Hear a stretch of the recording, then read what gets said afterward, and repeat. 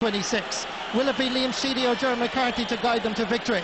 In G8 they talk about Dublin-Meath rivalry, about Derry Tyrone, but something special is Cork and Tipperary in the Munster Championship. Tipperary won the toss and decided to play from left to right, from the city end to the Blackrock end.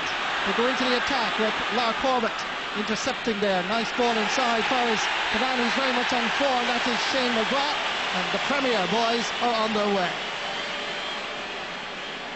Yeah, Marty, interesting there. First ball straight into in front of Lar Corbett, and he was a yard out ahead of Dermot O'Sullivan. Lovely hand pass and a good start by Shane McGrath, who's outstanding so far this year for Tipperary. Wonderful atmosphere in the city and indeed around the county as well. As, this was more or less a sellout a number of weeks ago. James Woodlock's effort is blocked down. Tipperary will want to settle early. They had a warm-up session in Douglas. Arrived in the city around 11:30. Looking very eager to prove that their league success was no fluke. Down towards Lar Corbett. Dermot O'Sullivan knocks it away. Willie Ryan trying to pick it up, knocked away for the captain, John Gardner from the Peership. Well won by Conor O'Mahony with a fabulous league campaign. Backfires Drummond inches in and Buckley, dispossessed under pressure. Cahill knocked it, named at number 15, operating already around the half-forward line. Very fast, making an angle, difficult one. Floats it in and sends it over the bar. Newtown Chandron man is on form, and it's because of that level of performance that he's bringing to the equation that keeps all-star Joe Dean in the substitute bench.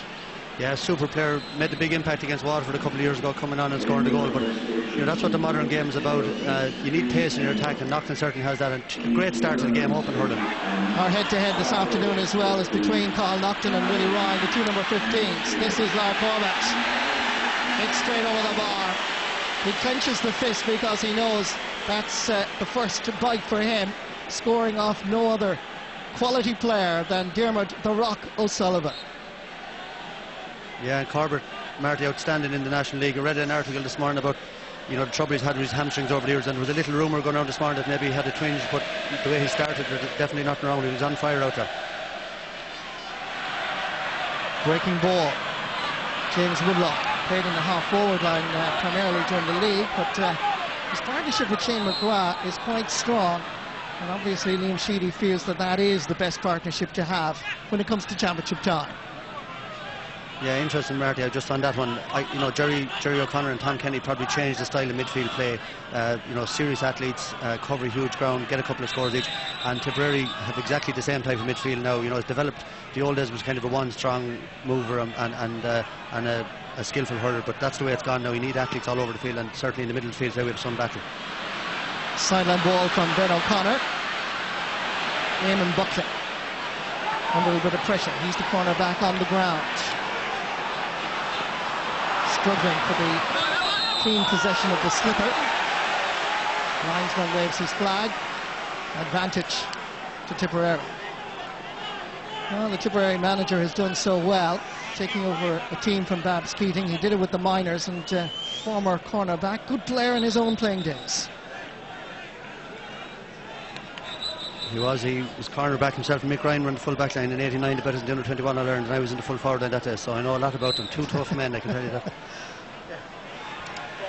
I'd say you were well able to mind yourself, Michael Duignan. Here comes Cork. Timmy McCarthy.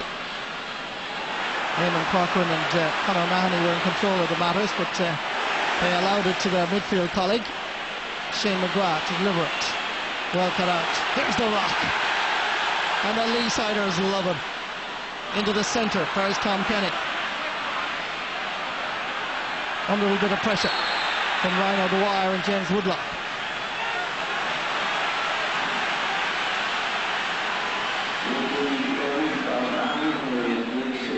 Here's Dermot O'Sullivan. Eyes on the ball all the time. Takes the shoulder, delivers the pass.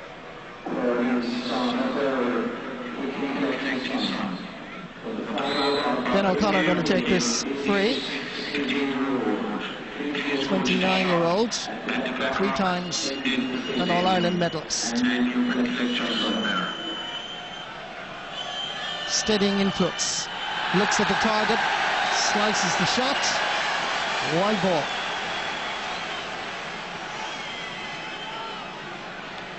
Well, now that the dust has settled a small bit, Michael, I mean, considering I know the hurlers weren't involved in the strike as such, it wasn't their fault, although they did support it. Does that put pressure on when it comes to championship time, playing in front of their own crowd?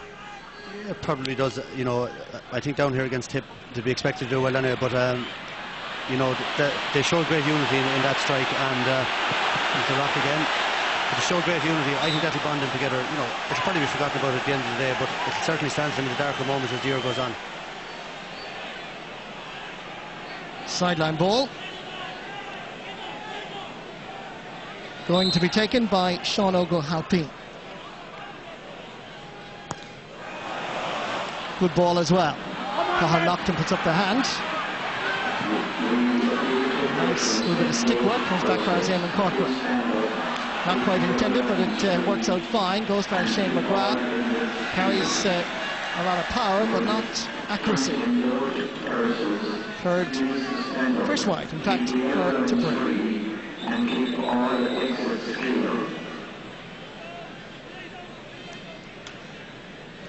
Donald O'Cusick is waiting for his fullback to get some attention.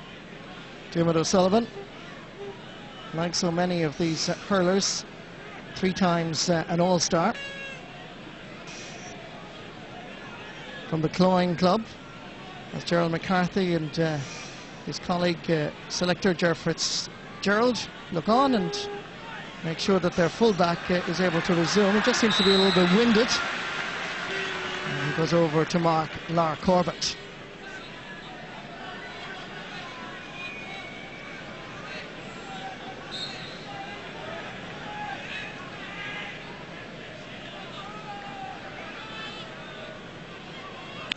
Donald O'Cusick.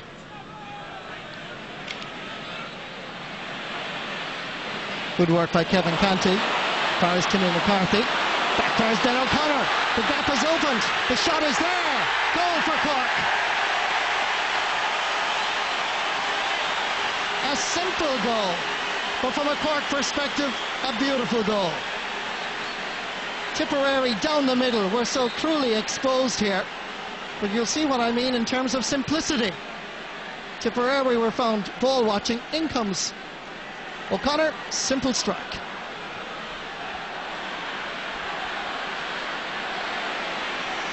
Great start for the home side. Ben O'Connor. Down for his Paddy O'Sullivan. There's lots of expectations down Lee side about this young man who's making his debut. Cathal Naughton, not confined to the corner. He threw that ball, however, and that's going to be a free for Tipperary.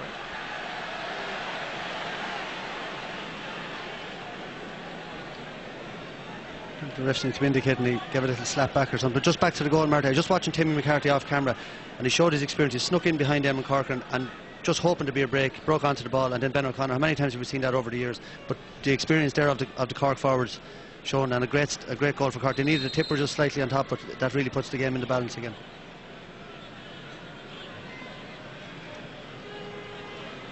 Conor O'Mahony going to take this. I have to say, I thought it was a throw ball, was my initial judgment of it, but it's a free for Tipperary. And this ball is sent in, and that is coming back off the post. Cork quick to react. This is Ronan Curran. Confident play by the home side. Down first, Timmy McCarthy. Local sources tell me he's regained his form. Looks good so far. Fine catch. Good play by Shane Maher from Burgess, North Tipperary. Same club as the great Tony Nealon. And here comes Cork again. Low ball. Easy ball. Shane Maher. James Woodlock pumping it into the space. Donald O'Cusick has all the time to gather. Nobody immediately available, so goes for the long delivery. Added to by McCarthy. Knocked away by Conor O'Mahony. Solid at centre half back since he moved there last season. Ball inside for Seamus Callan, comes off his fingertips. Easily gathered by right corner back Shane O'Neill. Timmy McCarthy posing problems, surprisingly, I would say, for Eamon Corcoran in the early stages. 1 against 1 up here. Paddy O'Sullivan is underneath it. Local fans say, was he fouled? It certainly wasn't from either the referees or indeed from my perspective. That ball comes up as Gardner. Superb catch. Plays football with McPearshik. Down for Ben O'Connor, goal scorer, providing the overlap. is his other brother. Going for the shot, going for the point. White flag raised. Jerry O'Connor is down on the official programme as wearing the opposite number that he's wearing, but that is Jerry O'Connor, and it's the O'Connor twins that have scored so far. This was the throw ball, yes, absolutely. Cathal Naughton guilty of the charge. Timmy McCarthy, breaking ball. Eamon Corkin will have to get a lot tighter. Naughton operating as a third midfielder, doing well. Slipper glued to Hurling. Out to Ben O'Connor. Back outside, waiting for this Pat Cronin. This is Naughton. Has a shot, blocked. Not quite. Still made the target. Cork are on a rock and roll here. They're doing well. Yeah, they're flying at Marty. Cathal Naughton's all over the place. He's out, as you say, playing as a third midfielder. But Ben O'Connor's at the middle of everything, and Jerry O'Connor covering ground. Looking at Dermot O'Sullivan off the ball doesn't look that comfortable to me. Looks maybe like a back injury, but he's certainly not moving well at all. Lara Corbett's gone 40 yards away from him there again. Jerry O'Connor loses possession. Sideline ball for Tipperary.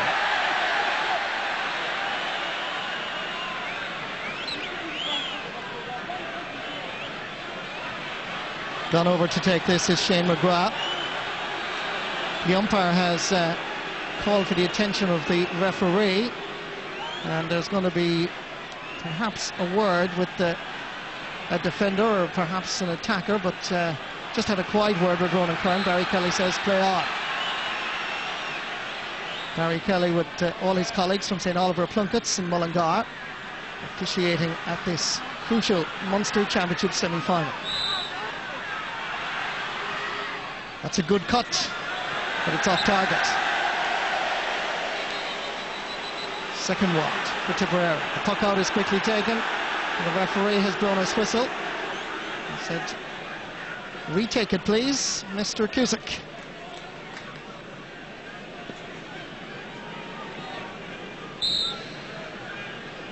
Donald Cusack, such an influential figure here in Cork hurling circles, made his championship debut back in 1999 against Waterford.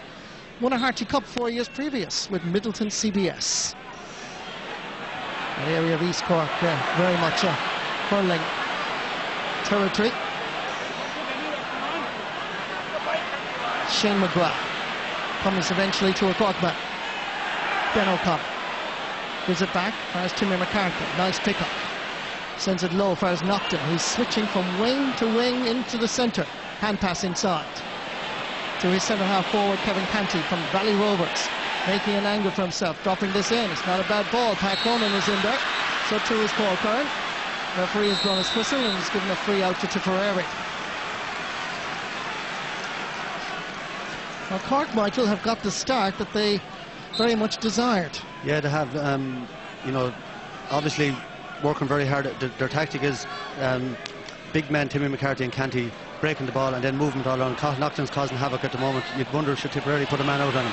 Here's Lara Corbett in front of the stand, has a shot, and that is wide. 3 wides for Tipperary so far.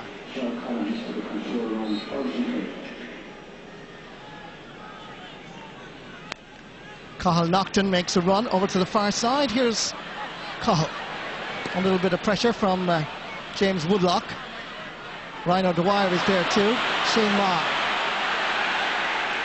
Nice pickup by Jerry O'Connor to the other brother, Ben. Jerry is gone inside. He's under pressure, his twin, but eventually Tipperary regain possession. Good block down by Kevin Canty off the hurley of Shane McGrath. Comes to Jerry O'Connor, going for another point. The umpire moves from behind the net and waves the white flag. Focused, determined, and providing it on the field of play, the O'Connor twins. Between them, they've scored a goal and 2 points out of that total of 1-4. Yeah, and Cork looked after again that hunger, Marty. From last year, had a couple of injuries. The 2 O'Connors were struggling, and we started to think maybe the likes of Sean Ogue and if Dermot O'Sullivan, a few more, they might be gone over the top. But you mentioned the strike area, that's obviously galvanised them, but they look very fresh as well. And Jerry McCarthy, took a little while to put his stamp on the team, but their forward line there moving very, very well. And it's the first time I've seen this Tipp defence under pressure since in the latter stages of the league. They were well on top against Waterford, Kilkenny, and Galway, but they're really stretched at the moment.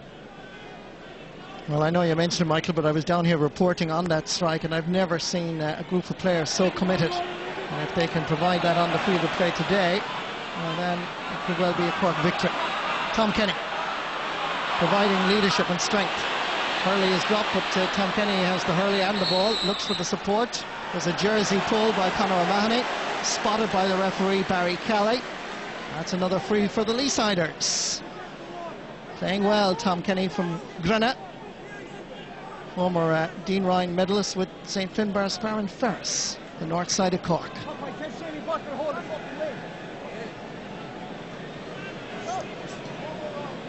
Ben O'Connor going to take this. Steadying influence. Still providing hurleys for the Munster region with his father Bernie. And Newton Shandron continues to make them and continues to be able to use it as well. And at this stage, would you believe that Tipperary have not scored for 14 minutes of this first half? Cork won 5, Tipperary 2 points. 6-point advantage. Brendan Cummins taking his puck out. Sean Gardner providing leadership. Ronan Kern well hooked. There's a chance here for Tipperary. Space opens up in front of Willie Rye, and he avails of that space to register his first point in this Munster Championship semi-final. Yeah, to be fair to the Tip full forward line, any ball they've got, they've looked dangerous, but Owen Kelly hasn't seen the ball yet. They're not winning any possession out around the middle of the field, and their half back line have hardly cleared the ball, you know, so Cork are winning all the brilliant catch by John Gardner. Unbelievable. Tip are winning every bit of primary possession, and their Tip half back line are really going to have to come into the game more. Conor O'Mahony delivering it in towards Brian Murphy. Lark Corbett, that familiar pose, that familiar style, familiar result. Yes! Second point for the Sarsfields man from the home of hurling, Thurlestown. Great point. Darren O'Sullivan is nowhere near him, Marty. I think he's in big trouble. I know his tactic is obviously not to follow him out the field in case he slips in behind him for a goal, but he's struggling with injury. Large crowds coming in behind Donald O'Cusic's goal. We continue on with Jerry O'Connor. We'll bring you pictures of that in a moment as Tipperary going to the attack. Here's James Woodlock being chased by, yes, Cathal Naughton, who's operating as their third midfielder. Woodlock's shot is right and wide. Well, back in 1926, the game between Cork and Tipperary, the only time the game was abandoned was because of crowd control. Here it is, 2008, and we have something perhaps like the similar situation. Now, also getting into our camera position down there, which is probably going to pose us a few problems, but we hope it won't interfere with your enjoyment. I remember when Cork and Cree was opened officially, back in the 70s, I think it was, Cork and Kerry, similar scene when Billy Morgan was between the posts for Cork. Meanwhile, it's 2008, it's hurling, and it's Tom Kenny flicking it, Ferris's midfield partner. They've been together since 2004 at centre field for Cork. Dropping ball, Kevin Canty lashes onto it. Here's Paddy O'Sullivan, turns, short grip, floats it high, over the bar. The league champions have serious problems in various sections because Cork look most impressive. Yeah, well, Marty, in that situation, high ball in, Tip have the extra man back there, you know, should be able to deal with that. Paddy nips in, great prospect he is, but you can't have it both ways. If your cornerback is not going to follow out Cathal Naughton, who's causing havoc inside, well, he has to pick up the ball when it comes in around the square. You can see the Gardaí working strenuously here to make sure that everybody gets back as far as possible. Here comes centre half forward Seamus Callanan. The umpires have a brief look. As you can see, he was waving his arms.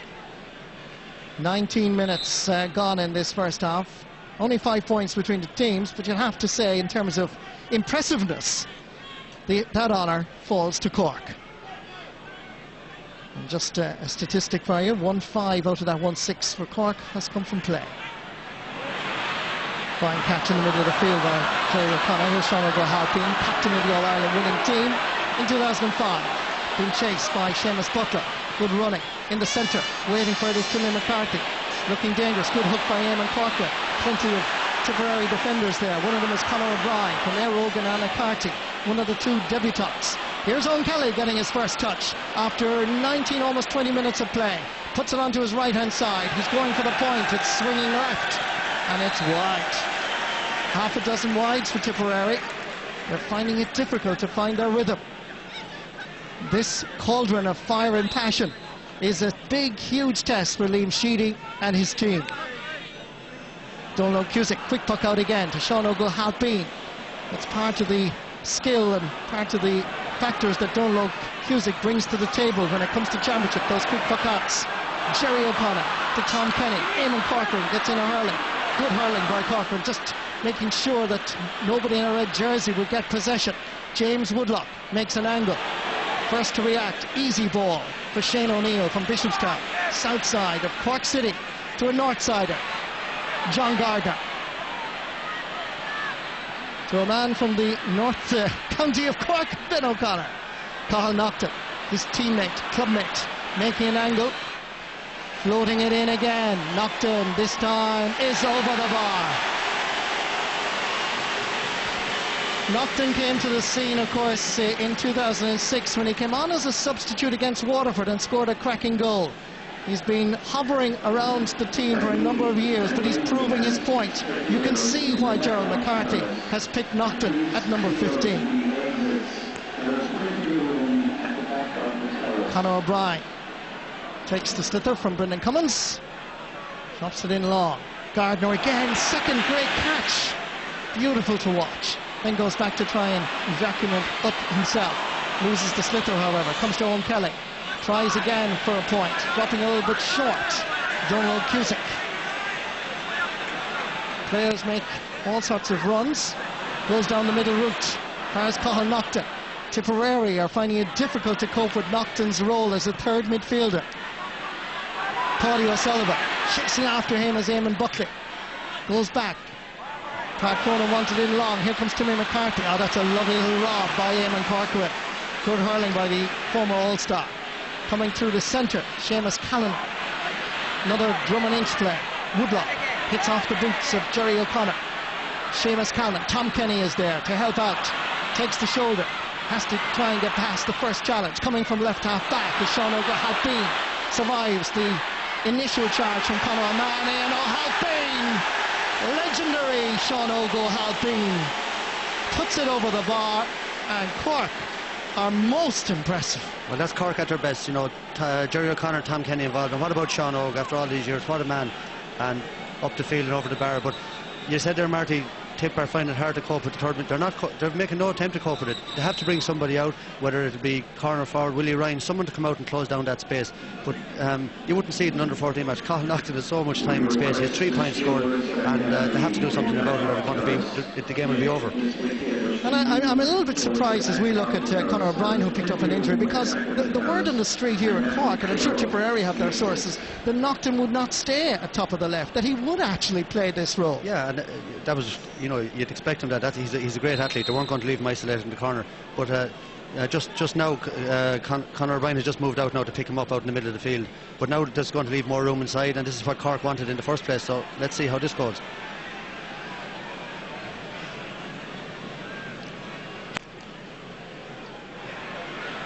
Puck out by Brendan Cummins. John Gardner again tries to catch that ball first time. Lark Robert by Seamus Callanan. Owen Kelly. This is when he's most dangerous. Trying to turn, takes a shot. Oh, what a brilliant goal! 1 ball, 1 shot, 1 goal. It took him 23 minutes to get it. 20 minutes to touch the slither for the first time. 3 minutes later, Tipp are back in business. Just watch this. This is a star in action. Grabs the ball, turns inside, gets by the challenge of Brian Murphy, and then whacks it past Donald Cusick. Quality, class. Absolutely, that's brilliance. Marty at its best. Brian Murphy did nothing wrong. Donald Logue nothing wrong. Just a brilliant goal from a brilliant player. And that brings Tipp back into it now. Conor O'Brien is now out in Naughton, and let's get 15 on 15 now. Ball kept up by Shane McGrath. Has to float it in high because of under pressure. There's O'Sullivan. Sean O'Gallhalpine under a bit of pressure from Ryan O'Dwyer. That's good play from Tipperary, although I think Gerald McCarthy was claiming that his left half back was fouled. 2 against 1 here. In comes Willie Ryan, he's the one with the yellow helmet. Although there are 5 Tipperary players with yellow helmets playing this afternoon, which makes identification a little bit difficult. But Gerald McCarthy quite animated along the sideline, but this time Barry Kelly says it is a free to Cork.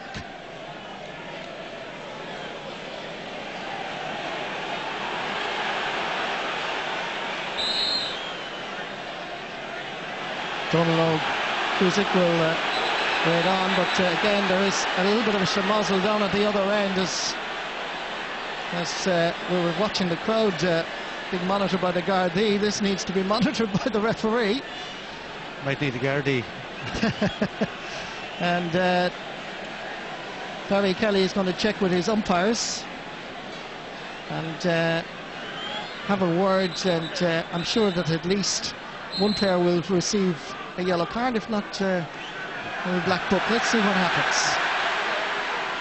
2 players being called. Cathal Nocton and Conor O'Brien, because we did actually capture just a moment ago where the 2 boys were shouldering into each other after Conor O'Brien's injury. When Conor went back to mark Cathal Nocton, you could see that there was a little bit of animosity there between them. Well, when you're cornerback and your man gets 3 points and you can't do anything about it because you're not allowed to go out and mark him, there's a bit of frustration going to keep in, but Conor O'Brien is determined he's not going to get any more, so we should have a closer battle now. We'll find out about Cathal Nocton's battling qualities now as well. Yellow card for both players, by the way, for Cathal Nocton and Conor O'Brien, as this ball drops in. Under pressure, Tipperary defence, they get it out just a little bit. Conor O'Mahony. Kevin Canty is chasing after him, but it looks like Conor O'Mahony has stepped out over the end line and conceded a 65. The umpire waving his hand into the air. The referee has spotted it. Just watch this again as Conor O'Mahony, yes, he did step outside, and I think the ball was outside as well.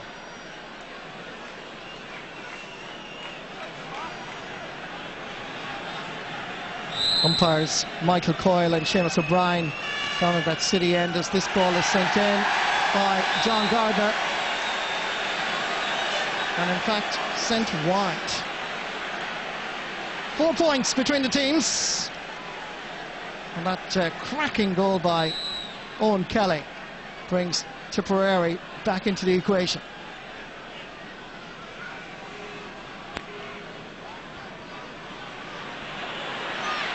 David O'Sullivan, Ronan Curran, solid as always.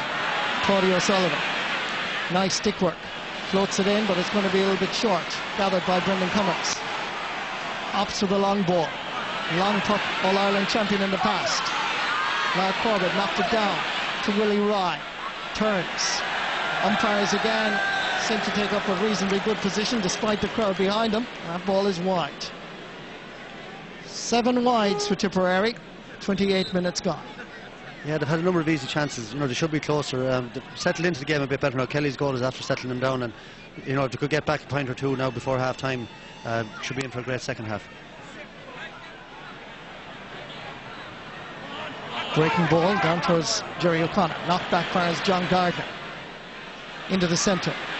First to react, Paul Curran under a little bit of pressure. Who has the slipper? Park Ronan. That is wide.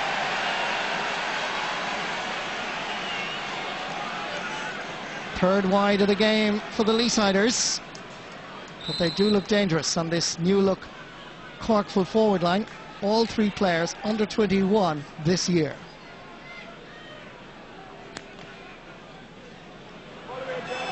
Cummins' puck out all the way down as Brian Murphy. Half blocked by Seamus Butler. Sent in quickly. John Gardner has to go back to sweep up. Under a bit of pressure from Ryan O'Dwyer. Shane O'Neill makes himself available to his captain. That's good play by the right corner back. Good clearance as well. Conor O'Brien, much more prominent now since moved out to mark Cathal Nocton, to Seamus Butler. Hitting a shot, and again, another wide. 8 wides for Tipperary, first half. Puck out is quickly taken. Sean O'Go-Halpine. Cathal Nocton has the time to deliver a big long ball in towards Park Ronan. Touch here is vital. Knocked away by Paul Curran. Referee played to full forward with pushing. Correct call by the official. That's going to be a free out for the Premier County. Yeah, the minute Cathal Naughton got that, Pat Cronin called for the high ball. He's obviously a big man, good in the air, but in fairness to Paul Curran, he's keeping last year's All-Star full-back Declan Fanning off the team, so he's a very, very good player and he's doing fierce well so far in Cronin.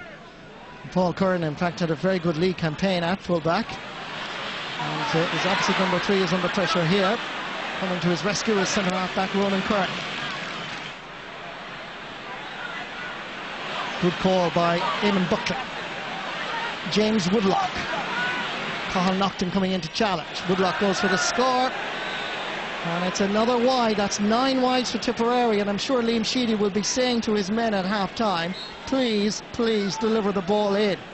That's what they have. Lar Corbett, they have Willie Ryan, they have Owen Kelly. And to be honest with you, the supply is minimal. Yeah, they've 1-3 scored between them from a few balls. They're looking very, very dangerous, and that's what they'd be doing. Just tip it in front of the full forward line all day with players like that in there.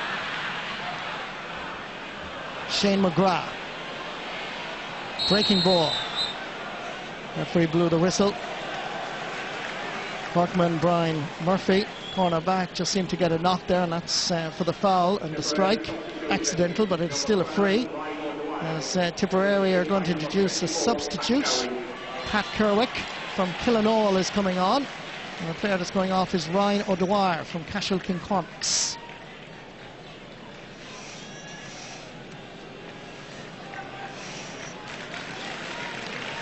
Looks like Brian Murphy needs some added attention as well. Great cornerback Brian Murphy has really developed in his now 4th championship season. You may recall in the 2004 All-Ireland final against Kilkenny, he had to come off in that final because of migraine. Lovely lad. He's going off for some attention from Dr. Con Murphy. The Cork substitute, by the way, is Shane Murphy from the Erin's Own Club. He goes in a cornerback momentarily, and Shane O'Neill has been switched from right corner to left corner in an effort to make sure that Owen Kelly doesn't do any more damage. Meanwhile, Tipperary's defence gets under pressure. Paulie O'Sullivan. Eamon Corker tries to defend it. O'Sullivan flicks it outside, fires Pat Cronin. Has a shot, and that too is wide. 9 wides for Tipperary, 4 wides for Cork in this first half. Yeah, the wides are taken from the game a bit, Martin. You know, there's some very easy chances there, and you need a few scores. That there hasn't been a score now for a while, and you know they should be tapped over the bar, a lot of those balls, and they take from the atmosphere of the game. John Geiger, despite Pat Kerwick's best efforts, still gets the ball down the field. You can see some statistical information about the time since the last score for both Cork and Tipperary. It's been a while. Conor O'Brien, much more prominent. It's 2 against 2. It's Kelly against Shane O'Neill. Still Kelly trying to get an angle to shoot. Hits a shot blocked by Donal O'Cusick. Pat Kerwick is latching onto it. Sean O'Halpine is there. Get it out is the back's message. And Diarmaid O'Sullivan flings it down towards Blackrock. Out over the stand. Anywhere will do. And Diarmaid O'Sullivan, as always, coolness personified. This was really dangerous because once Kelly gets the ball, he was determined to have a shot. Donal O'Cusick, good save. Sideline ball quickly taken. Lar Corbett.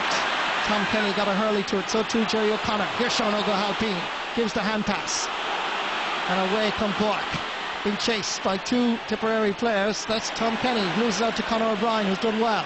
Out far is Lar Corbett. That's Seamus Calnan. Calnan is fouled. 3 to Tipperary.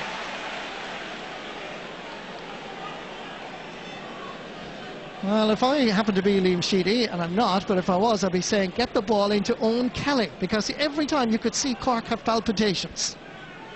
Yeah, and Corbett and Willie Ryan, to be fair, you know, simple ball is all they have to play in there. But they'll be happy enough now. You know, they were 7 points down, got the goal, free now by Owen Kelly, bring them back, you know, to a couple of points. And Conor O'Brien going out on Cathal Naughton, you know, that needed to be done earlier. Okay, bit of inexperience maybe on the sideline, but they got it done now, and since he's gone out there, he's won 2 or 3 good balls off Naughton.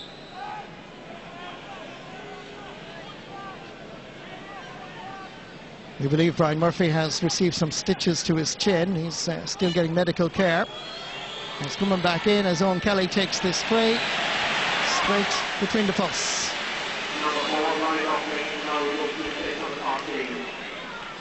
And I can tell you that, in fact, Brian Murphy is returning to the battle. And the man that's going off is Shane Murphy.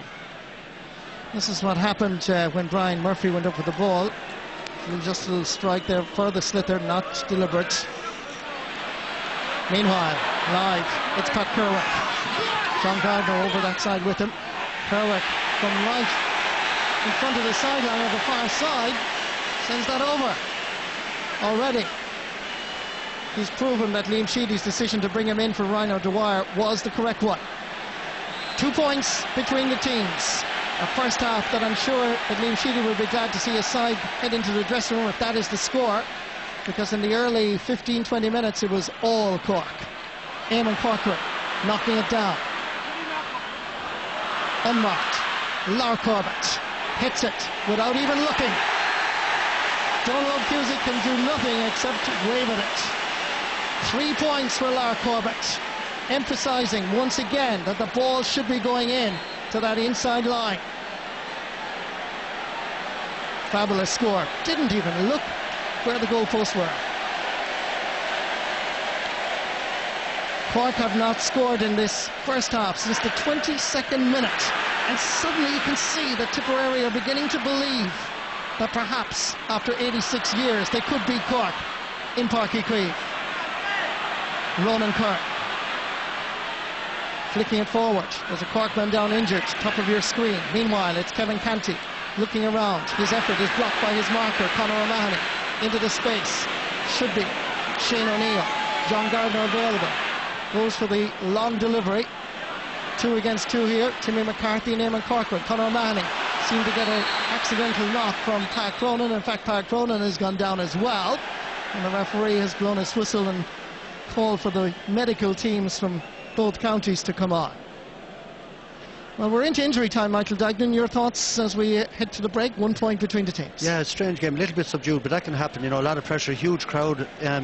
Obviously, there was no ticket control or anything like that down here today, but Cork had a great start. Tipperary backing it down. That's the way these championship games often ebb and flow, you know. But you know, I think a lot of nerves settling down now as well. And Cork have been very, very dominant, but Tipperary should be ahead. You know, when you look at all the wides they've had, even though Cork did look more dangerous at times. But you know, let's get into Tipp full forward line. Liam Sheedy will be saying, and Cork will be looking for a bit more movement in their full forward line. Paddy O'Sullivan and Pat Cronin have won very little ball in there.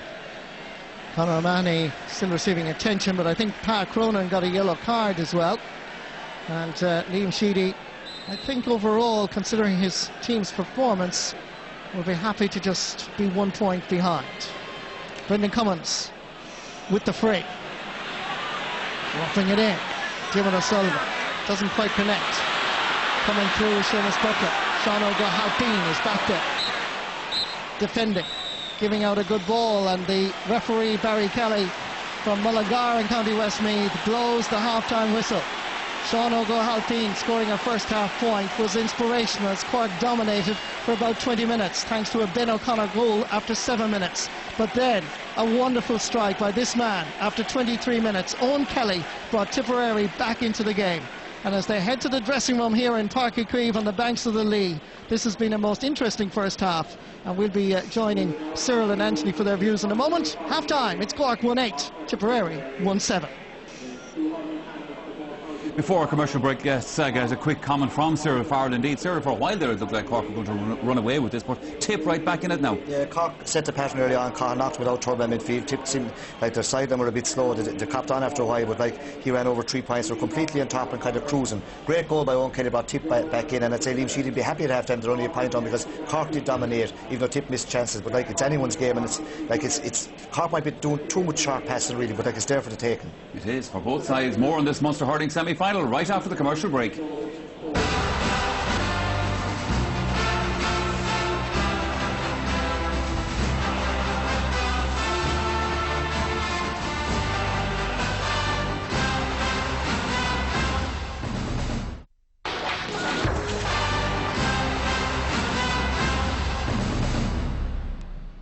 Welcome back again. So then it's advantage Cork at half-time here in Borris-Ileigh. Cork leading Tipperary 1 goal and 8 points to 1-7. Well, the official attendance here this afternoon is 42,823, but as we've seen and Marty has referred to there in the first half, quite a number of that crowd are actually down behind what was Donal Cusack's goal for that first half. In actual fact, when the match started here, a good 5-10 minutes into the game, there was still quite a crowd outside. We could see them from our vantage point here, hoping to get into this match. Gardaí handling it very well, and as you can see, pretty good humoured down there and quite relaxed. Well, quite relaxed so far anyway, unless Tipp take command of this game in the second half, Anthony. It's a bit like a tournament game, Michael. You know, you'd see it at the opening of a field, but like that was fine in the first half where Donal was, and bad enough for Brendan Cummins to have 10,000 Cork supporters on the terrace, sure, without a few hundred more in around your goal. So yeah, you keep be concerned a bit about that. Yeah, Brendan Cummins, I think, will be getting a bit of advice in the second half down there. Exactly. I think, you know, high ball coming in, he'll not only have to go out on the terrace, he'll have the few near him as well. He'll be hoping the umpires can keep him back. No better man to deal with it. How do you read this first half? Overall, sure, funny. Just goes to show these Munster Championship matches, funny affairs, Michael. You know, a bit stop-start, a lot of poor wides. Tipp starting off, they had 8 very bad wides by the 30th minute, and then we saw Cork near the end of it having a few terrible wides. Obviously, the start, I thought Tipp looked very nervous, not sure of their play. Then the Cork moved out Cathal Naughton, didn't know how to handle it. Will we let Conor Bryan go with him? Will we keep him in? What will we do? In that situation, for me, I would have brought out one of my forwards to pick him up and leave my backs as they were. Leave my 3 and my full back line. Now, since they've moved him out, it has changed it. And he has done well on Naughton and has been with him, and that has stopped the flow of the puck outs. The problem inside, Anthony, is Ronan Curran is doing very well on Per Cronin. But if anyone inside catches one, it's 2 against 2, as you know, it's wide open in there. It's almost brinkmanship, isn't it? But like it's dicey. If he does fetch one, that's the big one. If he does fetch one. And also that bit of uncertainty, Cyril, kind of, that was directly related to Cork's first goal, because they cut a swathe right down to the middle. Yeah, well, as Anthony said, Tipp started very nervous, like, and you know, Timmy McCarthy, these guys, like, they read this play very well, and Ben O'Connor gets on. You see it here now, puck out coming down here. Timmy goes in on this ball, they're all underneath it. Now it just gets a little, tries to take this cant here, kicks it on a small bit, and Timmy gets on here, doesn't take it up, and breaks here. And look, here's a Tipp full back line, all out ball watching. Bang, Ben O'Connor runs on to sticks in the back. Look where they're gone out after them in. Once the ball breaks in here, there's no one inside in the full back line. Ben O'Connor won missed him and sets up Cork for a great start. He flicks it up, back on his little flick down, gives Brendan Cummins no chance. But there's not one of the full back line inside the 14-yard line. They're all sucked out. Once the ball breaks, they're caught on the wrong foot, and it sets up Cork. They start off very well, and at that stage, they're completely on top. We saw some superb points from Cork. I mean, people like Cathal Naughton and Jerry O'Connor, superb stick player, but nonetheless, it also was again indicative of the fact that Tipp didn't quite know what to do with them at this stage. No, they seem to have all the time in the world, Michael. There seem to be situations where they could look up. We see Ben here, sees Jerry running. The days of old, I have nightmares about thinking back on those ones. Jerry floats it over. Seems as if there's no one marking him, like. There's total confusion because Naughton's out there. Outside, yeah, the 2 midfielders don't know who am I picking up. There's 3 of them here. And that space is created. See again, Timmy, who made a great start, gives to Naughton. Like, Naughton is a 100-metre sprinter, like. And again, sets up Ben, turns back, plenty of time on the ball, has a look up, doesn't panic, back to Naughton, floats over again. Great space on the ball, great time. And, you know, you can't be giving fellas new time like that. Must have thought there was 2 or 3 Cathal Naughtons on the field at that They stage. did, you see, but they moved out during O'Brien after when things started. Like this stage, like Cork were flicking it. Once you let them kind of do this little tippy-tappy hurling, you're in trouble. They're going to flick it around here again, breaks down here. Now Tipp at this stage are starting to get the grips, but again, blocked down, another little touch here. Young son, this is again O'Connor again and floats. At this stage, Cork were completely on top, and they're gone way ahead. And so if Tipp didn't come back into the game at this stage, Cork looked to be going to put this game out of reach. Those points from Jerry O'Connor out on the right side of the field there, they're so classic of modern day. Tipp needed something, sir. They needed something special. They got it. And special man. No, the man to do it. Again, as Anthony was saying earlier on, the ball should be going into the full back line. Beautiful ball in here now. See this? Looks up, floats it in. Now watch this. He catches this ball. Cornerback Murphy does nothing wrong. Stays inside. And Kelly drives into it. He can step back and bang. The advantage of being able to hit it 2-sided. If he'd only one side, he was caught. The cornerback, Brian Murphy, does not long, stays on his inside, but he shoves him back. Kelly lets him from back and bang onto his right side, gives Donal no chance. Now that's a brilliant goal, and he gives the goalie no chance. Does everything right, even though the cornerback does nothing wrong. Donal knows it's coming. Question of steps, Michael. I would say there's possibly 7-8 steps. I suppose the lads will have. Daly isn't back, Michael. Isn't it? He'll always be on the back side. This fella. The next one maybe held him up, but if you watch it, he does take 7-8. Like the next one, not that one. Well, he does on on that one as well, if you watch it, there's 7-8 steps possibly, sir. I'd say playing the ball. Brian Murphy will be watching that. The lads will have a look at it in the studio, I'm sure, for tonight and say, you know, did he overcarry something? But they needed it. They needed a bit of genius. Look all they like, the green flag waves, that's the element, isn't it? But if you're Kelly in the dressing room now, Michael, you're surely saying, will you hit it into me? And Larry Corbett has got 3 points in play, and we said about the Rock. The Rock is injured, off the pace. His back is gone, he pulls from his back. He's just holding full back, he's not going out after him at all. Like Larry can float them over all day, but there's not enough ball going in. Have to wait and see, will we see the Rock for the second half of this match, and indeed the second half of this Munster Hurling semi-final is coming up after the break.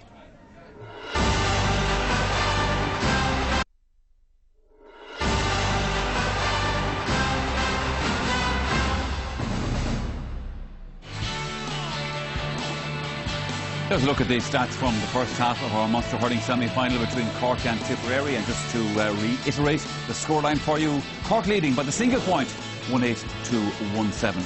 But you'll have seen some of the wides that Tipp pucked in that first half could certainly have put them a point or two up at this stage in the game, although I think they'll be quite happy to be in touch after going through a bad period in it. And that's a check on our matchup of the 2 corner forwards on either side, and advantage Cork, obviously Cathal Naughton has pucked 3 points in that first half. Now, by the way, our big game here at Páirc Uí Chaoimh is also up on the RTE website at the moment. If you go to www.rte.ie/GAA, you can log on to that. And we also have the Tyrone Down Ulster football clash available after this game. Highlights of all of today's big matches on our Sunday game later edition, including the meeting of Dublin and Louth in the Leinster Football Championship. And just take note, that programme is at the slightly later time of 10:05. Well, now I hope everyone is enjoying this big clash between Cork and Tipp. Claire McNamara is down pitch side with 2 interested spectators at today's match.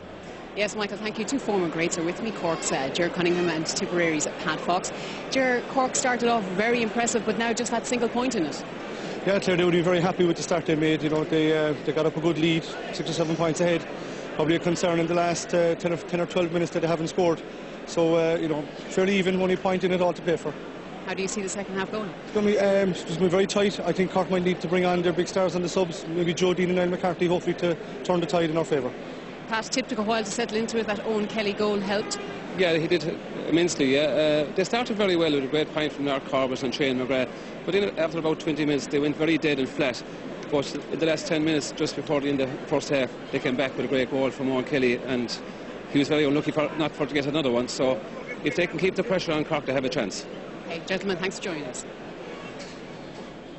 Yeah, 2 good ones in their own time. Pat Fox, of course, known as a great forward, but actually played at right full back, I remember, in one of these Cork Tipp Munster Championship matches. Waiting for Cork to come out. Cyril, Tipp out already, ready to rock and roll for the second half? Yeah, see, Tipp have made a switch, Michael, because they had to. Kerrick has come on and played well. I have a feeling that Cork should be using their bench bit. Now ball into that full forward line. They look dense, but they're not doing it. Now up the middle, like Park Rowan and Kevin Canty, now they might come in second, but they haven't done a lot of ball going in. If they're not doing it, they're going to have to call on the bench, and they have 3 very good forwards there, Ronan, Murphy and Joe Dean, and they could win that match for them. Just saw a shot of Liam Sheedy, the Tipp manager there, Anthony, out talking to the referee. He's saying, look, we're out, we're ready to go, where's Cork? Yeah, I guess, but you know, there's very little you can do about that. You're saying he might maybe add on a minute or something at the end. I don't know, he might be looking for some angle on it. Well, there is a designated time. There is, I suppose, but it's like everything else, Michael. Sure, you know, what'll they do, find him or something? You know, that's a bit of that. Like, but if I was Liam Sheedy in that dressing room, Michael, what I'd be saying is, while those guys were on strike, we were running up and down hills and sleeving them on in the back of Thurles, putting in the hours for this day, and I'd be saying to them, let's make it count. 35 minutes while they were on strike. No, that was a different issue, separate thing, but I would be stressing that. Yeah. I'd be harping back on the work they've put in, and they certainly have it put in, and they must make it bear fruit now in the second half. He would also be saying to them, sir, look, we had a real bad patch in the middle of that first half. We've come through it, we're only a point down. We can do this. Oh yeah, they'll be the happier team at half time, because they're out for a good while, 6-7 down, came right back into it. Cork will wonder what been drawn, how did the wheels roll off the wagon. Cork will want a very good start again. If Cork don't start well in the first 10 minutes, it's Tipp's game. But like, you could toss a coin at this moment, because both teams have missed a lot of scores. Like, it's very low scoring, 1-8 to 1-7 at half time in the Munster semi-final. Plus the Cork bench surge as well. If they use them, that's the big thing. That's the thing. And by the way, it was 10 to 1 in the bookies for a draw this morning. It's beginning to look better and better, isn't it? Let's hand you back to the commentary box to rejoin Marty Morrissey and Michael Dignan.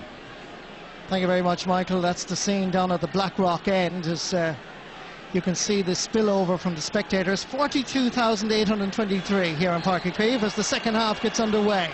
No changes on either side. No sunshine, no breeze. It's quite humid, about 20 degrees, which makes it almost perfect for the game of hurling. Let's see what we can witness here in Páirc Uí Chaoimh in this second half. 1 point between the teams. John Gardner nipping in as Willie Ryan. Picked up by Jerry O'Connor. Shane O'Neill has to go back. O'Connor has gone back behind him, but he uses the Hurley instead. Down towards Paddy O'Sullivan. Centre half back, Conor O'Mahony. Paul Curran calls for it. Number 3. Now first choice full back.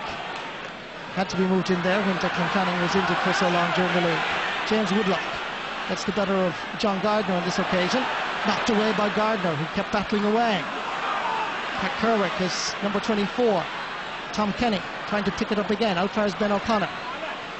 Battling hard. It's Woodlock. Fires his midfield partner, Shane McGrath. Into the corner. Over towards Owen Kelly. Sweeping up. Brian Murphy. Fires Sean O'Halpine. Delivers the long ball up towards Park Cronin and Kevin Canty.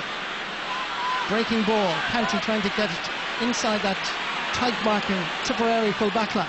Paddy O'Sullivan. Out towards Colin Naughton. Ben O'Connor. It's still O'Sullivan. It's scrappy, but it's great battling qualities, particularly by Naughton. He did the same in the first half. Out towards the sideline. Comes in. Past the 20 and 13. It's a great run. Leaves the Tipperary defenders for dead. And that's deflected and over the bar. He has a tremendous burst of speed, Colin Naughton, and scores his 4th point in this semi-final. Yeah, and I think it was Paul Curran who actually saved that. Yeah, it was. It put it over the bar. But great start again by Naughton. Young Paddy O'Sullivan looks to be a very clever hurler. But, you know, some other forwards have to come into the game. Kevin Canty, Timmy McCarthy, Pat Cronin, Seamus Butler, Seamus Callanan, Ryan O'Dwyer's gone. A lot of them haven't scored. So you'd like to see a lot of them have to up their performance down the second half. Pat Kerwick made an impact once he was introduced for Ryan O'Dwyer with a fine point. Gets it in towards Seamus Callanan. Performed well in the league. He's had a reasonably quiet opening half. He's intending to change that with a great point.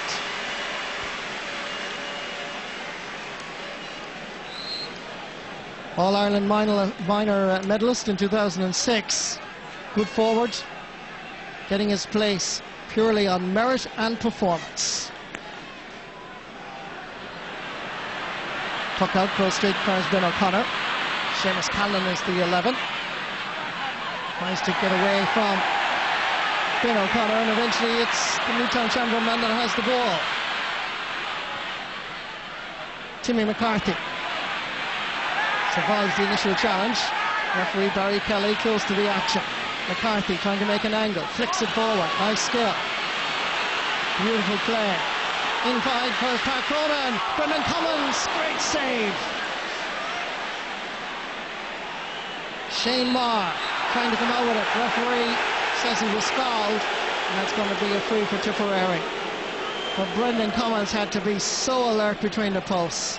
It was Timmy McCarthy that created the opportunity, coming in, hand passed inside the Park Cronin. Here comes the rasper. Good save by Cummins. Yeah, and the feature of that was he got the ball away. You know, he didn't just stop it and leave it there for Paddy O'Sullivan to tap in. He tapped it out. He got it out over his head. But obviously Timmy McCarthy and Colin Naughton are something that to take on. Eamon Corcoran maybe a little bit suspect pace at times, and Timmy McCarthy stretching there. Colin Naughton the time before. Eamon Buckley seems to require some medical attention there. Made his debut last season in the first drawn match against Limerick. Brendan Cummins is free. Well gathered by Pat Kerwick. He's played well since that introduction. Takes too many steps on this occasion. Tipperary supporters and fans here in Páirc Uí Chaoimh don't agree with the referee. It's a free to Cork. Yeah, great catch, but this is one of my big bugbears. The player does this out the field. You know, he did take too many steps, and good refereeing, but you do that inside the 21-yard line, you never get pulled for it, you know, so... And it was still the right decision by Barry Kelly. Low ball in for his own Kelly. Knocked away. Rebound swept up by Ronan Curran. Over for his Eamon Corcoran and Timmy McCarthy. It's Cork that go into the attack. Flinging it over this side for his Ben O'Connor. Gets inside his opposite number 10, Seamus Butler. chance perhaps here for Timmy McCarthy, but it goes off the hurley, well wide. I think, Marty, all the players out the field should be made go in and play in the full forward line in training in the match. They're slowing up the game too much. They're taking an extra touch, they're running with the ball, and they're taking up the space for the full forward line. Instead of getting the ball in quick, they're all running with the ball, taking this extra touch, and it's very frustrating for the inside forward. Ronan Curran. Great catch by Shane McGrath. And that ball is wide. 10 wides for Tipperary now. Cork just half of that. Tom Kenny. Sean O'Gall-Halpine. Looks at the target, drops it in towards Pat Cronin. That's a little touch. Brendan Cummins. To his cornerback, Conor O'Brien. Seamus Calman. Owen Kelly, but it's Brian Murphy. I think that was intended for Carl Nocton, picked up instead by Kevin Canty. In far as Pat Cronin. Conor O'Mahony has gone back to help out his full back line. Seamus Butler, but it's knocked down for his Nocton. To O'Halpine. Cork controlling matters so far. Diagonal ball is aimed over this side. Right half back John Gardner, fed by Timmy McCarthy. Same result. 6 wides for Cork in this game, and they still only lead by 1. Sean O'Gall-Halpine dropping this in. There's a little touch to it, but Brendan Cummins was alert.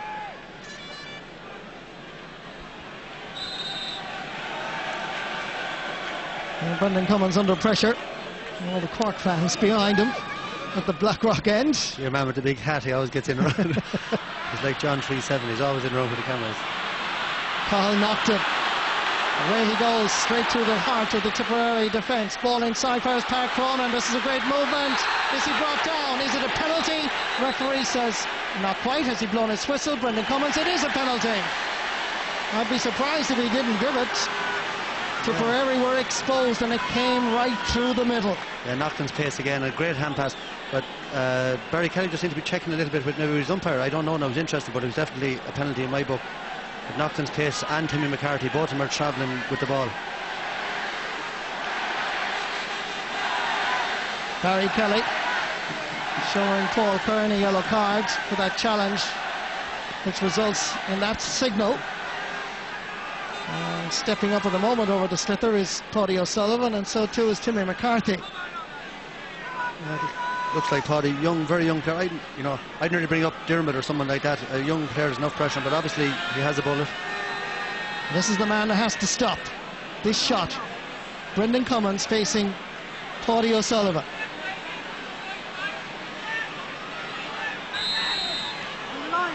Cummins in his 49th championship appearance. Paddy O'Sullivan in his first, stopped by the goalkeeper. Comes back outside first, Kevin Canty. Tipperary are swarming around.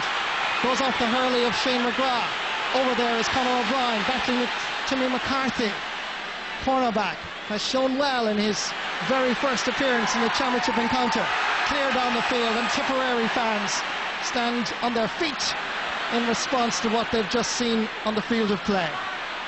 Is it a turning point? I wonder. Dermot O'Sullivan flings it down the middle. Just goes by Shane McGrath. Comes instead for his Pat Cronin. And that ball is once again left and wide.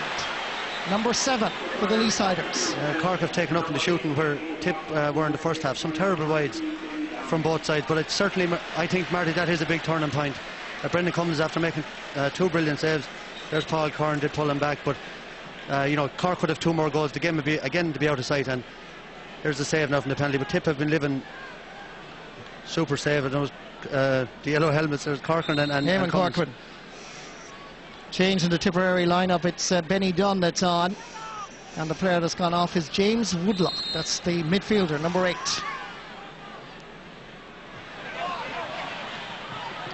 Sean O'Gall-Halpine seemed to pull across Shane McGrath. Going to be a free for Tipperary.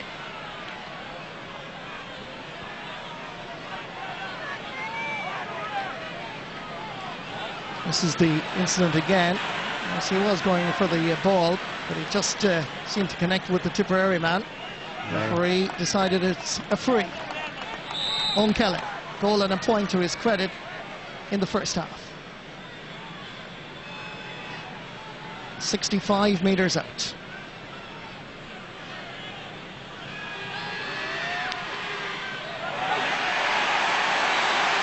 Tipperary fans rejoice. Umpire waves the white flag. Level in Páirc Uí Chaoimh, only for the second time at 1-9 to 1-9. Yeah, only the third score for free, Martin. Very few frees. It was a 9 in the first half in total. So Barry Kelly certainly can't be accused of interfering with the flow of play, even though that, in my opinion, that was a very soft free. Micheál Webster from Lockmore Castleiney Club, county champions, coming on for Seamus Butler, who had a great game in the National Hurling League final, scoring 6 points. But today, just not quite finding his rhythm. Cork are going to introduce 2 substitutes. They would appear at the same time. Niall McCarthy is coming on, and he's coming on for centre-half forward Kevin Canty. And number 28, Kieran Murphy from Sarsfields, is coming on for Timmy McCarthy. I'm surprised at Timmy McCarthy. Surprise, yes, I was just going to say that. You know, Timmy gets a lot of stick, but you know, I thought he was having a fine game today, one of his better games, and Eamon Corcoran certainly won't be sorry to see the back from him. Double substitution by Gerald McCarthy. Obviously not happy with the shooting of his forwards, but I question the decision to take off Timmy McCarthy. Ball up towards Micheál Webster to test out the Rock O'Sullivan. Sean O'Halpine steps by Pat Kerwick, drives it in. Kieran Murphy hovering, breaking ball. Cody O'Sullivan knocks it back cleverly to Ben O'Connor. Good score. He's a really beautiful hurler, Martin O'Sullivan. His little touches and flicks, a very intelligent player for such a young player. And that was good vision by Paddy O'Sullivan, spotting that Ben O'Connor was available outside. Paul Kern seems to have picked up an injury. Thus the delay, momentarily at least. Seems to have that leg problem in his 20th championship appearance this afternoon. Captained Waterford IT to the Fitzgibbon Cup back in 2003. 1 point between the teams, with almost 48 minutes played now. Tipp are going to be the happier at this stage. Cork have dominated the second half, and yet Tipp are only a point behind. Even though they did hit those wides in the first half, Cork have completely dominated since half time, and you know, you need Tipp's half forward and really need to come into the game. Jerry O'Connor, John Gardner available to his right, decides to run again at the Tipperary defence. Going through the middle is his midfield partner Tom Kenny. Angle for a shot and a point. First in the game for Tom Kenny, and that partnership that has worked so well for 4 seasons with Jerry O'Connor and himself at midfield, reflected in this fine point. Eamon Buckley into the centre. Conor O'Mahony again tries to set up either Pat Kerwick or Owen Kelly, but Sean O'Halpine dominating at left half back. 2 against 2 here. Cody O'Sullivan and Kieran Murphy are the 2 Cork forwards. Referee, I think, is going to give a throw ball here.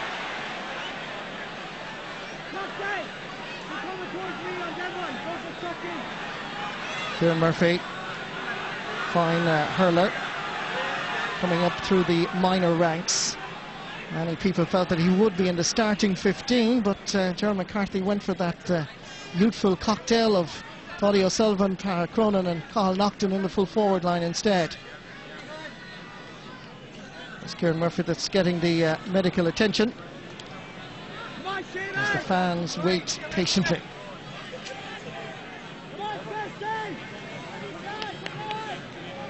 Gerald McCarthy, captain Cork to the 1966 All-Ireland title, former manager, of course, of Waterford, now very much the boss here in terms of the Cork senior hurling team.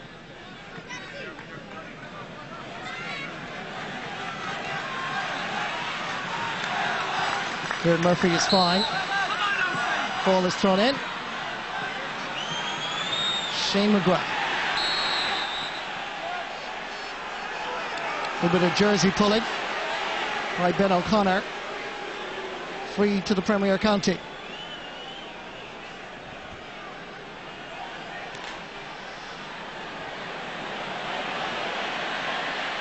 Very hard to see anything there. Absolutely, as the ball comes down towards Donald Cusick. Calling outside is Jerry O'Connor. Good ball as well. Giving him plenty of time. Lofts a high one up towards Kieran Murphy again and Paddy O'Sullivan. Paul Kern under a little bit of pressure. Murphy comes in to challenge.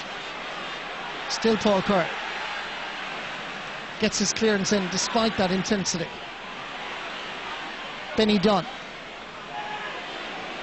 Outside.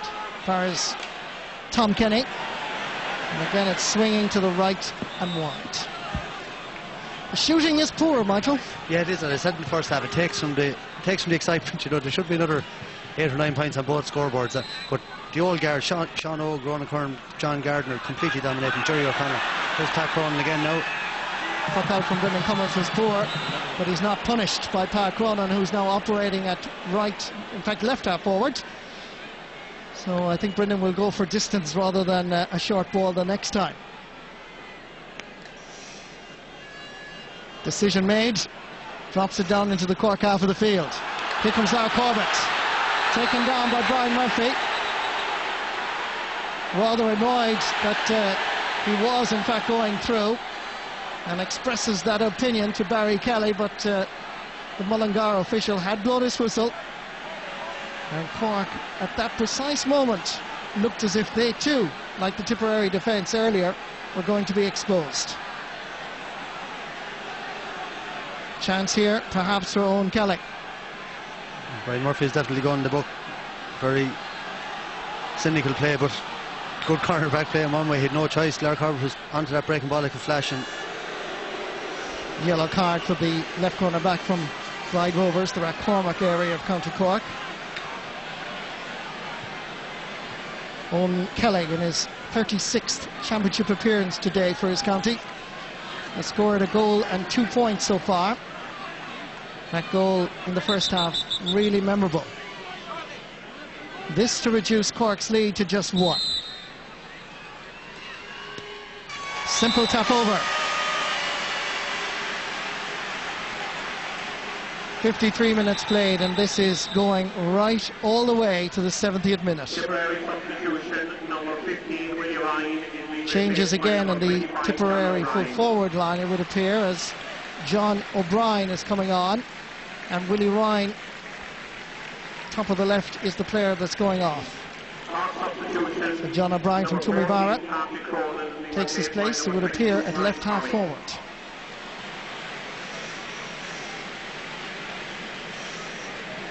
Cork are introducing Brian Corrie, who had a very good league campaign, and the player that's coming off, it would appear, is Pat Cronin. Breaking ball, easily picked up. Down the middle, Seamus Calnan. Ronan Curran with him. Calnan willing to take on the Cork defence. It's 1 against 1. It's Webster against Donald O'Cusick, it would appear, as David O'Sullivan is minding the goals. Cusick did well. Gets the ball out for his Tom Kenny. Owen Kelly just didn't have the speed to reach that slither first. Into the centre.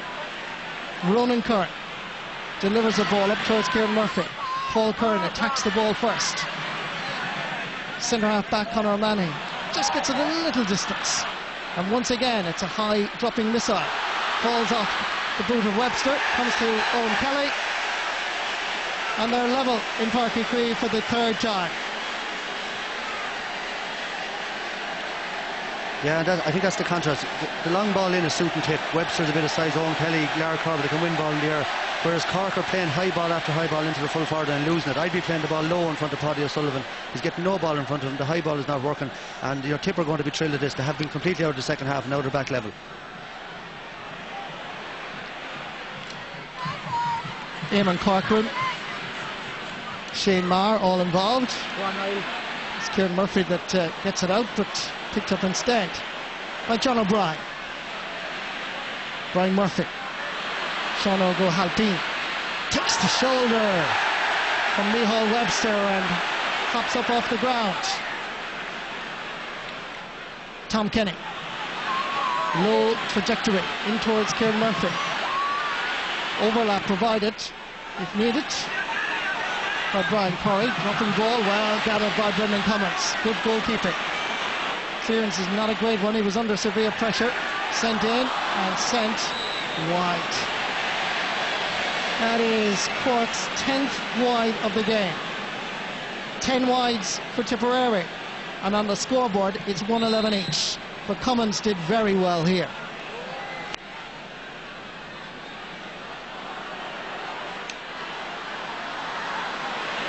Shane O'Neill. Well read by Paul Curran. Almost left it behind him. Has to go back to his goalkeeper, Brendan Cummins. Gives it plenty of air. Drops it down into the middle of the field. Picked up by Tom Kenny. Survives the shoulder from Conor O'Brien. Sends it back in again towards Kieran Murphy. 1 against 1 here. Murphy has it on the right side. Ben O'Connor is in there. Tipperary needs reinforcements, and quickly. The referee saw a foul and is admonishing, not once but indeed twice, and you can see that it would appear as if he's giving a free. And the free is to Cork on the 20-metre line. I think the amount of ball Cork, Jodine was there for the last 11 or 12 years. I would say he would have got as much ball as he got in there today, and he's still on the sideline, which I find strange. You know, we don't know whether he's carrying an injury or whatever, but there's 3 of the forwards have been taken off, and he's still 6 and 3, 9 forwards, and he's still not. He was not in the top 9 forwards in Cork. I'd be very surprised. Slither has been returned. And this is a free. I think it's going to be taken by Ben O'Connor. Meanwhile, it looks like Kieran Murphy requires some attention, and Barry Kelly is telling the Cork management on the sideline that he has to get some immediate medical attention. This is going to be taken by Ben O'Connor on the 20-metre line. Happy, I'm sure, perhaps to go for the point. Kieran Murphy is the reason why there is a slight delay. Barry Kelly, the referee, has gone out around the middle of the field. Ben O'Connor takes the free eventually and puts it over the bar. He scored a goal and 3 points this afternoon.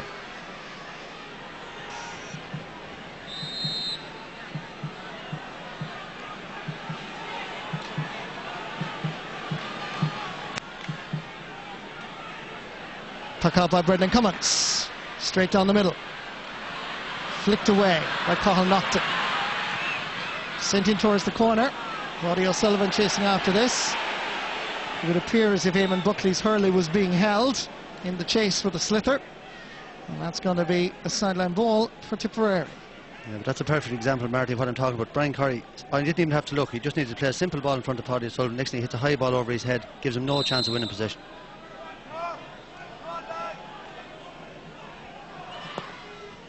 Shane Marr, the Burgess Club in North Tipp. Conor O'Brien dropping in a ball towards Micheál Webster. Puts up that big left hand.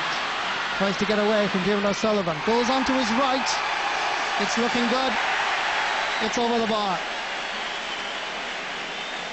Just like Pat Kerwick in the first half, Micheál Webster's introduction has been justified.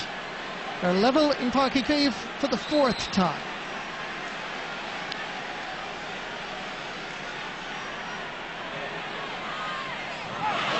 Fine catch by Brian Corey.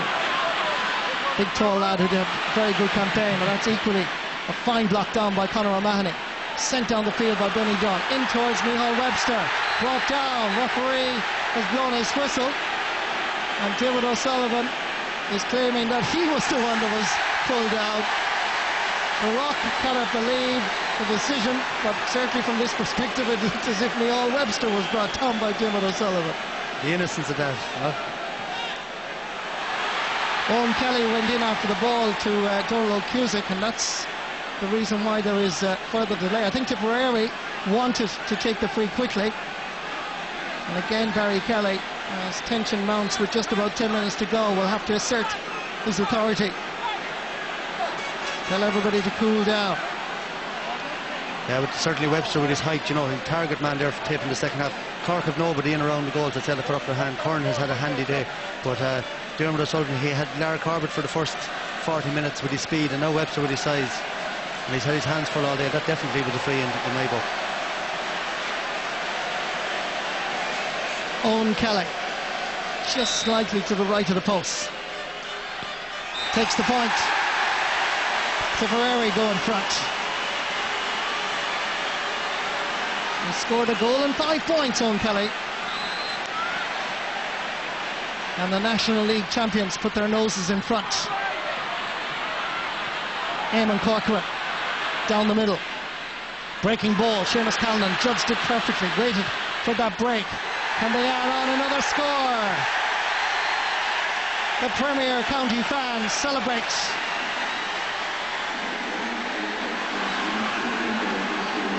Coming at a crucial time, Seamus Callan made a bit of space for himself and took his point with style and purpose.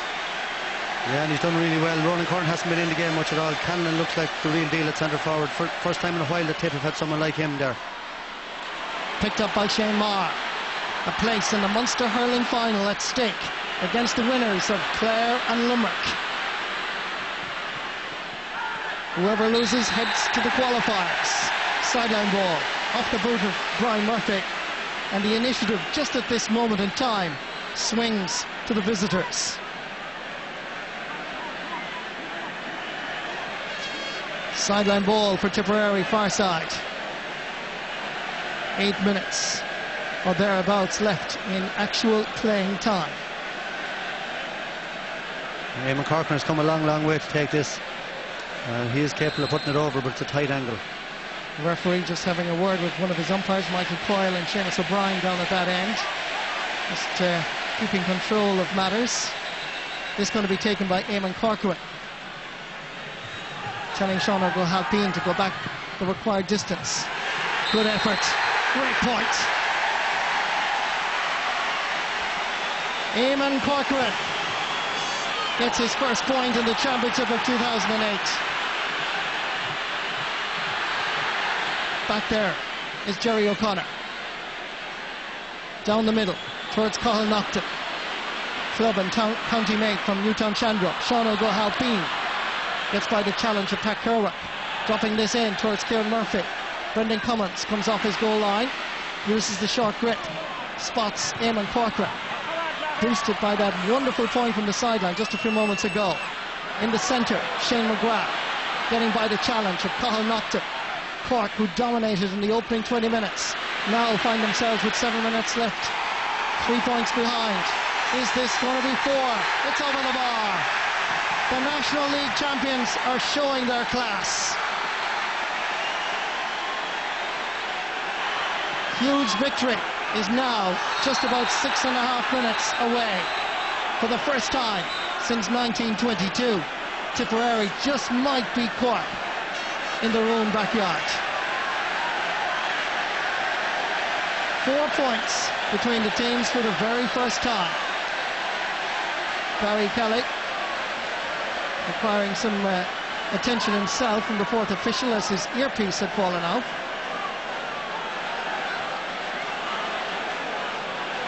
Looks like he's booking a player as well. And it's Benny Dunn that gets the yellow card.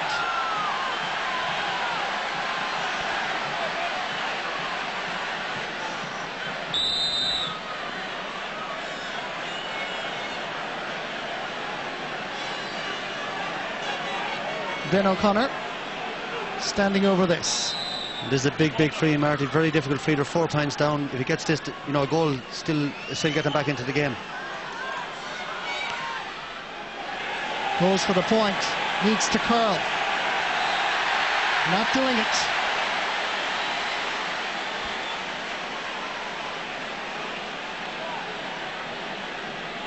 Brendan Cummins in no rush with the puck out. 5 minutes away. But perhaps he will have this man coming towards him very shortly. That's Joe Dean, wearing number 26. As it looks like Cork are going to make another double substitution. Jim O'Sullivan into the centre. Ben O'Connor under the pressure again, gives the sliotar away. This is Shane McGrath. Jim O'Sullivan. Lar Corbett dropping this straight over Donald Cusick's crossbar. 4 points all from play for Lar Corbett. And Tipperary, for the very first time, lead by 5. Cork make the substitution down at the other end as we look at Lar Corbett. He just got about the space to hit the sliotar, but he hit it perfectly. Yeah, Marty, it's been the decisive things. The class of Owen Kelly and Lar Corbett, 1-6 from play between them, and that's been the difference. Cork haven't had forwards like them there that can take those scores and make it look so easy. Joe Dean is on for Paudie O'Sullivan. This moment in time, Tipperary are the team in control. Jim O'Sullivan back to his goalkeeper, Donald Cusick. Knocked down into the path of Don O'Connor. Niall McCarthy easily dispossessed by Conor O'Mahony. Sent down the sideline, over the sideline. John O'Brien given a shoulder by John Gardner. Team officials suffered a little bit as well.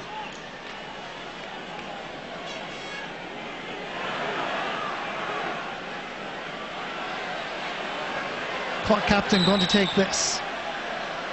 3 minutes left on the clock. Sorry, Marty. Cork gambled with a new look forward line. Kevin Canty is gone, Paudie O'Sullivan is gone, Pat Cronin is gone, Timmy McCarthy is gone. And people say it didn't work, but had they much choice, they couldn't start with all the same old team again. Sideline ball goes straight to Shane Marr. Eamon Corcoran is looking for it. Joe Dean nips in, feeds into the centre. It's the O'Connor twins. They need to create the opportunity. They've created it. There's a chance here for Brian Corey, and that is over the bar. From Ballymartle in his first championship season for his county. Created by the O'Connor twins, finished by Brian Corey.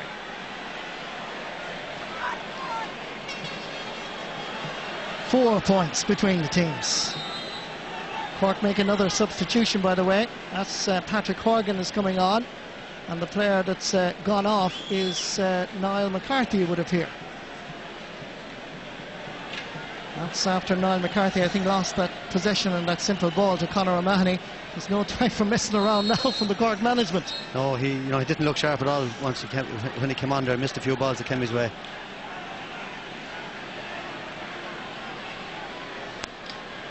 Tipperary, if victory is going to be theirs, will really savour this. Lar Corbett. Seamus Collin to his right. Micheál Webster is waiting on the edge of the square, but Cork have it away momentarily. There's a fray. Referee Barry Kelly has blown his whistle. And another chance for Tipperary to stretch their lead. Yeah, Martin, we talked a bit about maybe the Cork bench, but what about the Tipperary bench? Benny Dunn, Michael Webster, John O'Brien, last year's All-Star full-back Declan Fanning not used, and this form and the form of them in the latter stages of the league, if they'd taken their 7 or 8 easy chances in the first half, they could be way ahead of this game now, and on this form they're going to be very, very serious contenders for the All-Ireland this year. Jim O'Sullivan has been shown a yellow card. Owen Kelly, I'm sure at this stage, will be just happy to tap this over the bar.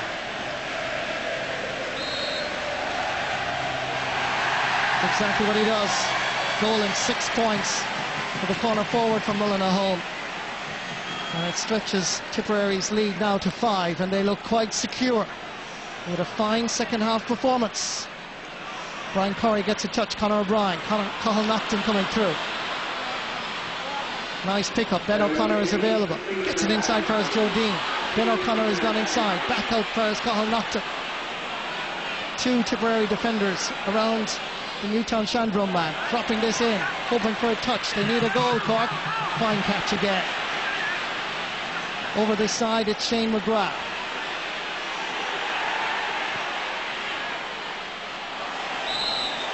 Sideline ball. That would appear to me to be a Cork ball, but Ben O'Connor says no, or rather Barry Kelly says no to Ben O'Connor. 3 minutes of additional time to be added on. Referee off camera just cooling a couple of verbal exchanges between a few of the players. Liam Shealy's a very quiet fella off the field, but he certainly wears his heart in his sleeve on the sideline. You think he was playing there, he's in the middle of everything. Shane Maher to Shane McGrath. Big ball up fires Micheál Webster. Diarmaid O'Sullivan gets a touch. Ronan Curran goes back to gather. Sends it down the sideline. Kept in play. Good work by Tom Kenny. Straight through again, the part of this Tipperary defence. Helping out is Pat Kerwick. But it goes as far as Joe Dean. Sean O'Halpine. Cork need a goal here. Pathway to goal is blocked by Conor O'Mahony, who has lost his helmet in that exchange with Sean O. Chance here perhaps for Cork. Ben O'Connor is there. But once more, it's Eamon Corcoran. John Gardner keeps the pressure on. Floating this one in, but it's wide again for Cork. Total of 12 wides. It's poor shooting by any county standards, but particularly by Cork. Yeah, but the game probably swung, you know, Marty halfway through the second half. Cork had 2 great goal chances from the penalty and in open play. They didn't take them. They were way on top at that stage. Tipp weren't in the game for the first 15 minutes of the second half, but that's what happens at hurling. If you don't take your chances, you'll be punished, and Tipp finished the game much stronger.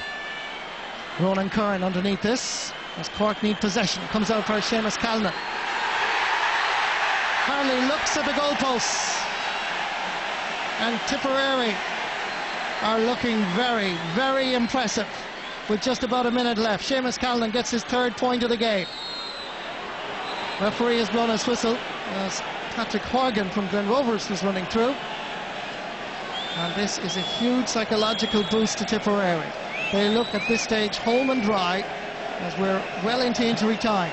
A most impressive second half performance. Yellow card, it would appear, for Conor O'Mahony. And this guy, Seamus Callan, just making way there now. He seems to be getting a bit of cramp. But what a game he's had at centre forward. Looks a real good hurler. Scored 3 great points in play and led the line with great authority for such a young player. Dara Egan is the player that comes on for him. Free quickly taken by Ben O'Connor to Cathal Nocton. Doesn't really work out, but he gets another free. Takes it quickly. Over fires Joe Dean. Has to go for goal. Stopped brilliantly. Eamon Buckley relieves the pressure.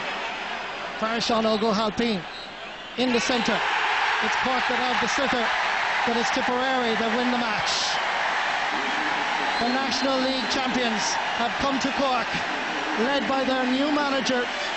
Tipperary remain unbeaten. They've won the Waterford Crystal Tournament. They've won the National League. And for the first time in 86 years, Tipperary have come to Cork, to Páirc Uí Chaoimh, and beaten the Leesiders, and beaten them impressively as well. Tipperary go through to the Munster final, where they take on Clare or Limerick. Cork head for the qualifiers. Donald Cusick will be bitterly disappointed, but he could do absolutely nothing to stop a brilliant goal from Owen Kelly hitting the back of the net. Brendan Cummins, his opposite number 1, saved a rasper, but it was Tipperary's day. That depth of talent that they now have coming through from the minor and under-21 racks, finally coming to fruition. It's Tipperary that go through with an impressive victory here on the banks of the Lee, with a quite impressive second half performance. Full-time score: Tipperary 119, Cork 113. Marty Morrissey, Michael Digney, our commentators there, Cyril Farrell and Anthony Daly with me here in studio. Gentlemen, something had to give, and it did.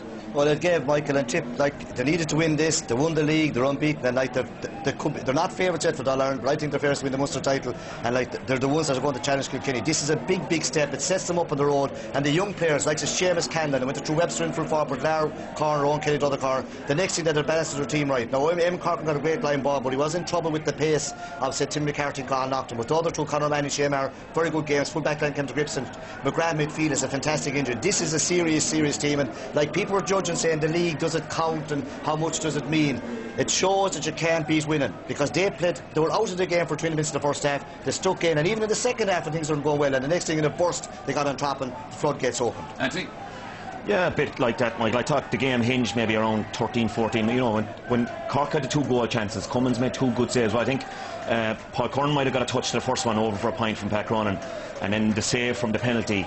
And then you always felt if it came down to a last 10-15 minutes that Tipp were going to be the better condition, number one, which they were.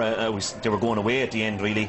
And the other thing was, like, younger players, the longer they're in a game like this, you know, early on in crisis, 7 down, O'Halpine coming up getting a point, then they get a bit of belief, a goal, we're only a point down at half time, we haven't even hurled. They started to believe, and the more belief you could see it, the switches worked. Webster gave them a bit more structure. To the team, like, you know, but 2 guys in the corner, Lara went one side and then Owen Kelly. Webster is strong. Cannon played very well for a new centre forward, and even, you know, the next thing they started to move, like, and definitely that when Webster came, it gave a different balance, and they were popping scores. If it had 10 more minutes, going to win by a lot more. Cork were forcing, looking for a goal, and it's very hard to get them when you're looking for them that hard. When you get to about 10-15 minutes from the end of a match and it's so tight, the scores were level 15 minutes from the end of the game, this is a real test of character. This is who has the guts for it most, and Tipp showed that. Exactly, and maybe it's been out of it for a good while, you know, haven't won down here, really wanted it. This Cork team have seen a fair bit of success, have played in an awful lot of big games. Maybe it slates your hunger a little bit. These are hungry lads, they want it, like the Kelly. You can see it in Kelly's demeanour every time he gets a point. You know, all of them. It was all Tipp. Yeah. Like, they seem to be taking over Cork. This is their big day, and like they're going to get bigger and bigger.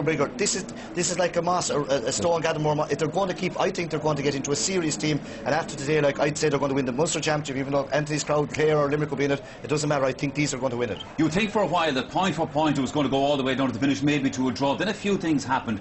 Tipp got a heap of scores together. A free was the first thing that separated the teams. There were 1-12 apiece at this stage. A free went against Cork, and then... Yeah, a free against the Rock. The Rock disputed the free. Now, Barry Kelly was a long way out for this free, Michael. It comes in, it's a long ball. Now, here he is. He's about 60 yards off, but you can't blame him. Now, they're like it's kind of case equal to say, but the free went against the Rock. He thinks it could have been a free out. And to myself, I said it could be 6 against, you know, 6 to 1.5 dozen done. When you look at it from the reverse angle, it's a free. Now, Kelly won't miss these. It's just like throwing nuts to a monkey. Taps it over. And from there, like, the next thing, the whole then thing... Young Calman comes along. Yeah, like, the whole thing starts sweeping. Now, Cork starts coming into the game. Ball in here. Ball breaks down here. This is McGrath coming in from midfield. Flick, like, this guy has been the revelation in the championship so far this year, league and championship.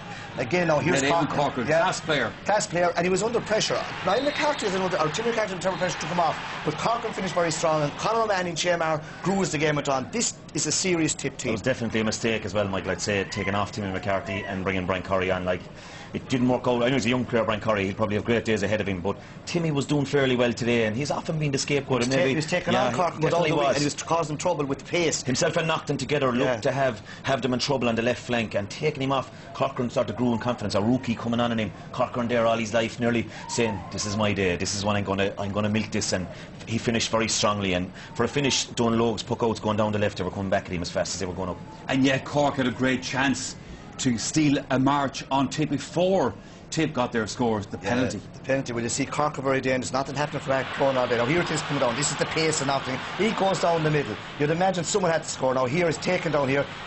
Curran does the right thing, like, he commits a professional foul. You can't have a game. Send it off in soccer. It probably would, but you're like, you know, the rugby tackled him. Cronin had ready ball last, but here it's hit fairly well, but not that hard. Now, again, it goes back out. No way does it come in. It's a great save. Brendan Cummins, you see, he was dropped off that team last year, Michael. This guy is playing as if it's a new lease of life. He's out to prove everyone wrong, and he's out to prove himself right. He had a great game against, blocked the ones that counted in. Like, you know, that swung the game for Tipp effectively. Yeah, he did. He had a save before that, Anthony, that was significant as well. That's right. Again, it was Pat Cronin, I think, coming in along the in line, and at that period, a goal for Cork would have put the kind of 4-point gap in it, and that's what they wanted at that stage. You know, you see it was Timmy again starting it. I couldn't believe they really took him off. because he was doing most, taking the right options. A lot of donkey work. A lot of donkey work, holding up the play, waiting for someone to move for him. You know, you see him and Corcoran coming after him here, doesn't seem to have the answer. Good ball inside to Cronin, shot, good save. Maybe half a chance for Johan Sullivan to tap it in, but it just got past him. Should have been scored, and when you look at that again, like, if they got 4 or 5 ahead again at that stage, it would have been very hard for Tipp to come back. Great save. And again, like young Paddy Sullivan just didn't get the flick. But like Timmy McCarthy was going down that wing. Okay, he wasn't scoring. You hate to see him nearly shooting because he nearly puts it wide. But he does bring pressure on. He's fouled. He creates a lot of gaps. The minute he went off, Corcoran came right into the game. Yeah. Waterford, the Munster champions, gone last week. Cork gone today. Not that many left now, Anthony. That's right. Well, we think back over the years, Michael, when over the last few years, Cork and Waterford have been the magic games. And now we have Clare and Limerick. I suppose we'll go down anyway to third side. Hold on a minute, you're down. Listen, these guys are fences against Limerick. And there's no doubt about that. It's going to gather momentum. There'll be a big crowd in Torres. But Tipper are the hot favourites now. 50,000. But Tipp are a good side. And I think today, by winning, if they were beaten today, to put them back a ton because their team kind of settled. Now, Webster coming on, and like the centre forward, Canlan being a real find. I think it has set them up. They look to have a panel now. Yeah, I can see them going places this year. They are serious contenders for All Ireland now. Again, it's one of those situations where players have grown into the game because at half-time you would have thought Cork might have had the better bench. You would have, and Niall McCarthy came on and taken off again. His touch was way off, so in fairness to Jerry McCarthy, we were questioning that decision beforehand, but maybe he wasn't going well in training. I suppose that's what it comes down to. In fairness, I thought Joe Dean did look sharp, and bringing on Joe Dean with 5 points down with about 6 minutes to go, 4 or 5 minutes to go, maybe crazy stuff, a little bit, but it's easy. Look, it's easy. Sure. It's, you know, vision afterwards is perfect for you. You know all the moves. Why didn't I do it earlier? I suppose they were holding him. If it was tight, bring him in, he'd have the influence. But he certainly looked sharp, but at that stage they were trying to work a goal. Like Cork had an awful lot of good performances. Like O'Halpine was excellent, Gardner was excellent early on, the 2 cornerbacks manfully played well, their midfielders are very good. After that, though, up front, it didn't really work out. Well, it looked at the start as if they were going to blow them away. It just didn't work out. Just while we're talking about the outcome of that game, we'll just run in the stats for you to have a look at there as well. But I suppose the question is, as we're looking at these here, what future for Cork now?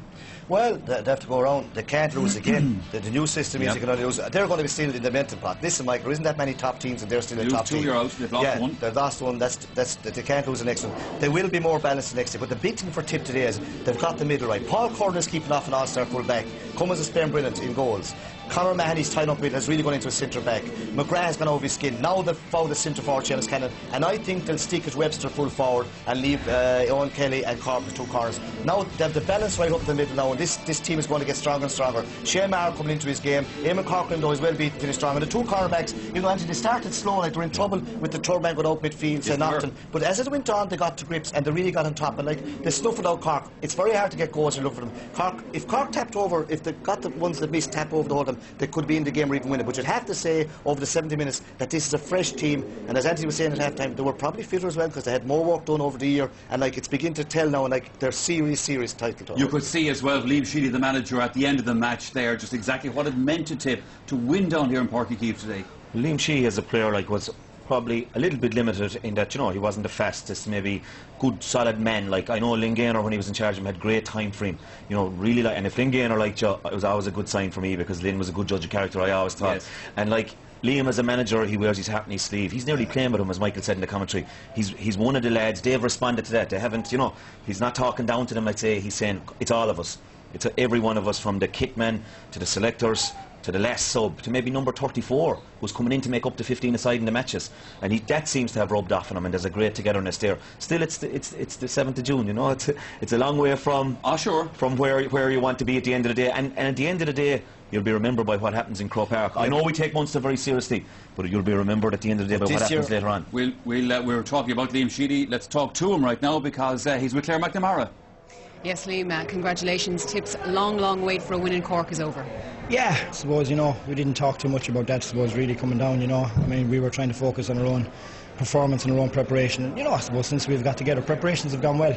I'm blessed with it, you know, with a brilliant bunch who are really committed.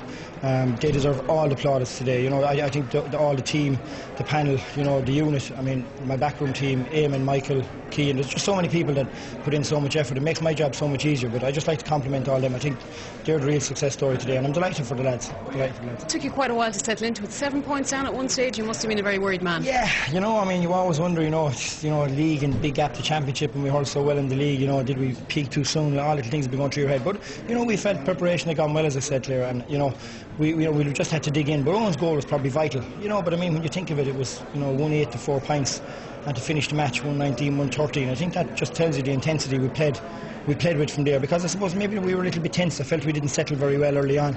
They got the goal and they seemed to take off, but oh my God, what a performance finishing up. You know, just all credit to lads.